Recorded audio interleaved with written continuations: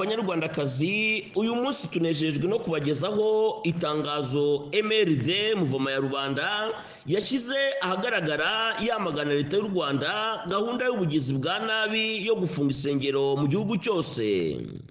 Iri tangazo ryashyizweho umukono na Revera Christine Koremani, umuyobozi wa MRD, ku wa mbere tariki 12 Kanama 2024, mukaba mugiye kurigezwaho n'imirimbanyi muhima nk'uko bisanzwe. U Rwanda rwafunze insengero zirenga 8,000, rufunga abapasitoro, abahanuzi, abandi rubategeka kuvuguruza ubutumwa bwabo. U Rwanda rwa Paul Kagame rwivanga mu bibazo by'amadini kandi rugatoteza abemera. MRD Muvoma ya Rubanda iri gukurikiranira hafi itotezwa ririmo gukorerwa abemeramana mu Rwanda muri ibi bihe. Nyuma y'ibyumweru bikeya habaye ikinamico y'amatora ya Perezida Paul Kagame, ikigo cya guverinoma y'u Rwanda RGB kigendeye ku mabwiriza ya Kagame cyafashe abapasitoro, abahanura n'abandi bemera Imana babategeka kwivuguruza ku butumwa n'ubuhanuzi bari baratanze. Ibi babikorera kuri televiziyo y'igihugu, nyuma banafunga insengero zirenga 8,000 mu gihe kitageze ku cyumweru kimwe, bitwaza ibibazo by'imyubakire n'iby'umutekano. Mu kwivanga mu bibazo by'amadini, RGB ya Paul Kagame ihungabanya amadini, ibaha amategeko adashobotse, nko kuvuga ko uyobora itorero agomba kugira impamyabumenyi byibuze ihanitse mu by'iyobokamana yatanzwe n'urwego rwemewe na RGB. Iyi RGB ikaba itoteza abemera Imana, ibafungira isengero, ikaba inashaka kuba ariyo yemeza abagomba kuyobora amatorero. Umwe mu nararibonye mu by'amatorero mu kiganiro yagize kuri YouTube yahishuye inzego za FPR ubu zahise vuba na vuba bwangu zigenzura iby'amatorero. Abapasitori basimbuzwa abayoboke ba FPR, abasirikare batangira kwigisha ingengabitekerezo ya FPR y'amacakubiri, irondakoko, urwango ndetse n'ubwicanyi mu matorero.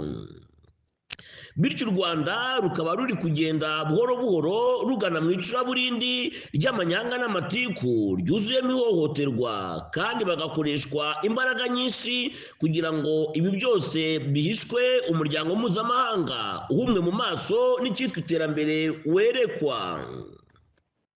RGB yivanga kandi mu bibazo by'amaturo amadini yaka, igategeka ko 80% y'umutungo w'ayo madini ufashishwa abatishoboye. Aha rero Kagame yibagiza ko ushinga amatorero ari Imana yonyine ubwayo, akaba ari nayo ubwayo yihitiramo abayobozi.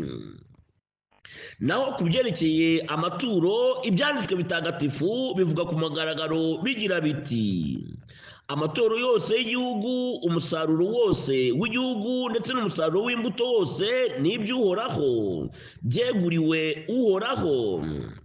Ntabwo rero biri mu nshingano za RGB gufata ibyemezo ku byerekeye ikoreshwa ry'amaturo, ahubwo Imana yabyeguriye itorero bigendeye ku byanditswe bitagatifu.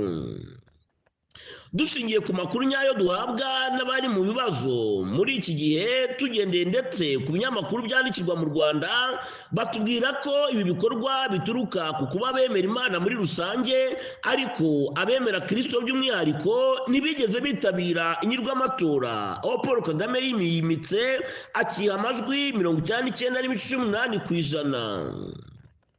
Mu gihe cyo kwiyamamaza, abaturage bategekwaga kubyuka iya rubika bakagera ku bibuga yibimamarizagaho mu gicuku, aho bategerezaga Kagame amasaha n'amasaha, bagategereza bamuramya kandi bamuririmbira ibisingizo nk'aho ari akamana. Mu Rwanda ntaho bikibera ibanga ko abapasitoro, abigisha n'abogeza inkuru nziza ku mateleviziyo bahatirwa buri gihe kuvuga izina rya Kagame no kumusingiza ku byo ngo yakoreye u Rwanda, abatabikoze bakabiryozwa ndetse byarenga bakanatotezwa. Kagame ahatira abantu kumuramya, niyo mpamvu abakristo b'ukuri batangiye kwitandukanya n'amatora y'abaringa.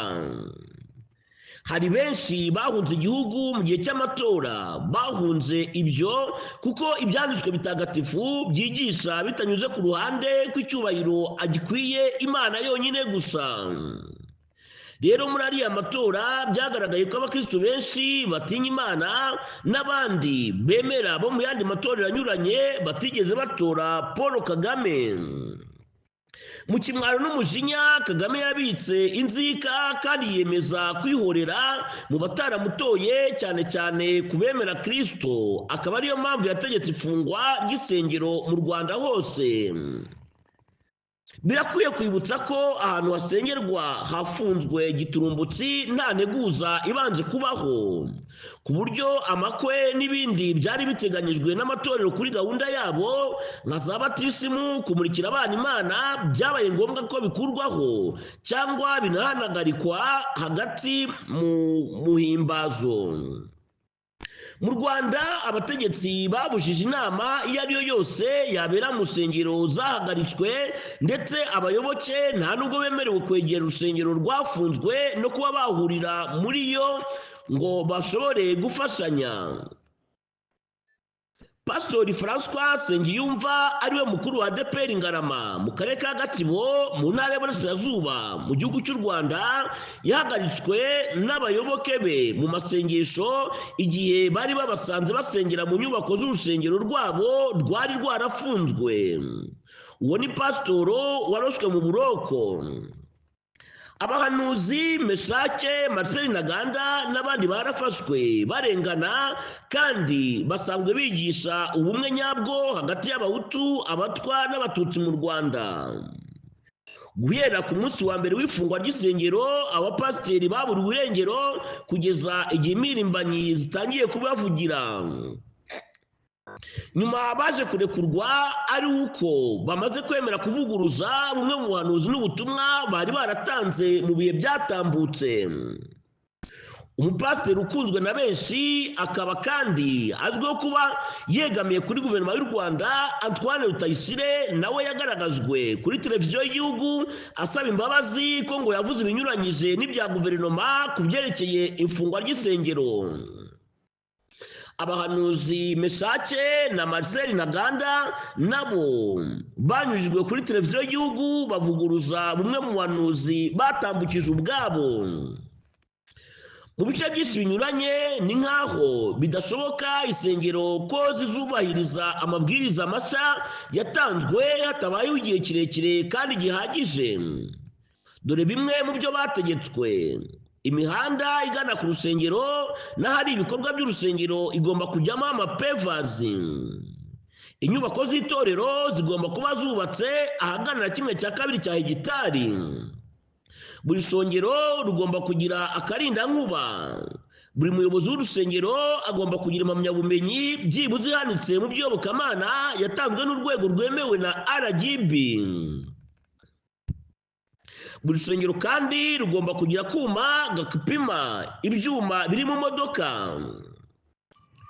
Turasaba umuryango mpuzamahanga kongera igitutu kuri guverinoma y'u Rwanda bagahagarika imfashanyo yose bahaga leta ya Paul Kagame, ahubwo bakamufatira ibihano we n'ibyegera bye bitabasha no kumugira inama kugeza igihe ahagarika burundu kubangamira uburenganzira bw'ibanze, kuyobokamana n'uburenganzira bwa muntu mu Rwanda. Bikorewe Washington muri Amerika ku wa mbere tariki 12 Kanama 2024 na Revera Christine Coleman, umuyobozi wa MRD Muvoma ya Rubanda.